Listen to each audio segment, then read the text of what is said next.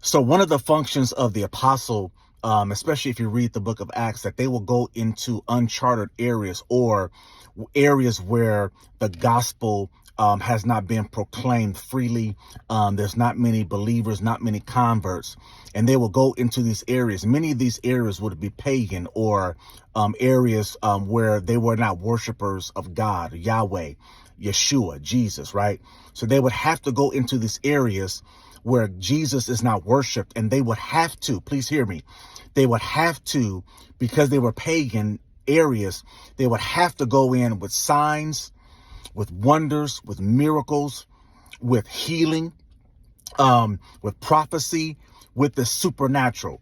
They could not go in there teaching 10 steps to prosperity.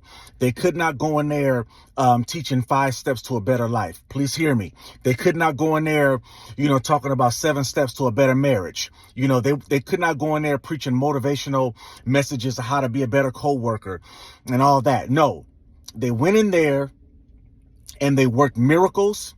They had signs. They had wonders. Devils were being cast out. They were prophesying. The supernatural was a manifestation. And what the supernatural does, it cuts through the will of an individual and it gets right to their heart and right to their spirit, because because a supernatural event, signs, wonders, and miracles, it goes through their intellect and they can't fight against it, and it goes right into their heart and they're open to receive the message of the gospel. This is why apostles are so necessary. But let me just say why the church of the Lord Jesus Christ, we've gotten a little too comfortable. We can no longer just preach just sermonettes.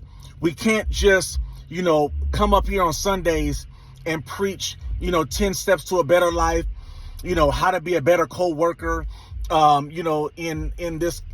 in America, and, all these motivational, watered down messages. That's pretty much, what a lot, not everybody, what a lot of messages are, is just a lot of motivation, motivation. And there's nothing wrong with that. But what I'm saying is the atmosphere and the climate in America is not the same anymore. America, it's close to being pagan. I know there's a lot of churches, but the way society is moving, people are gravitating to all kind of philosophies, all types of different gods.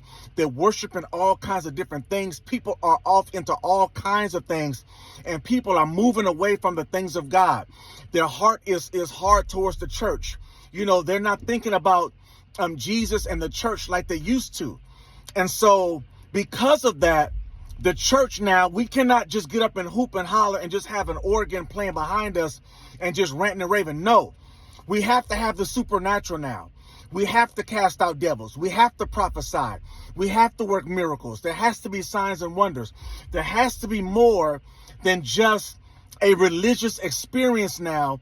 And if we think that's all we need to do, we are sadly mistaken, because people are not impressed by our religion. People are no longer impressed with our ceremony. They're not impressed with your long robes. They're not impressed with your big bishop ring. They're not impressed with your choir and your praise teams. They're not impressed with your children's ministry. The atmosphere, the spiritual climate in America has shifted, and we are moving towards a pagan nation. People are off into all kinds of different religions and thoughts and philosophies. Yes, there's a lot of churches. Yes, there's a lot of believers, but people are shifting, and their heart is growing cold towards the church and the things of God. And if we are going to be effective in this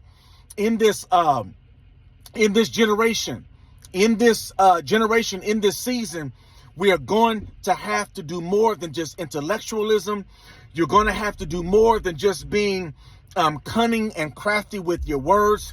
We're going to have the supernatural, prophesying, word of knowledge, deliverance, healing.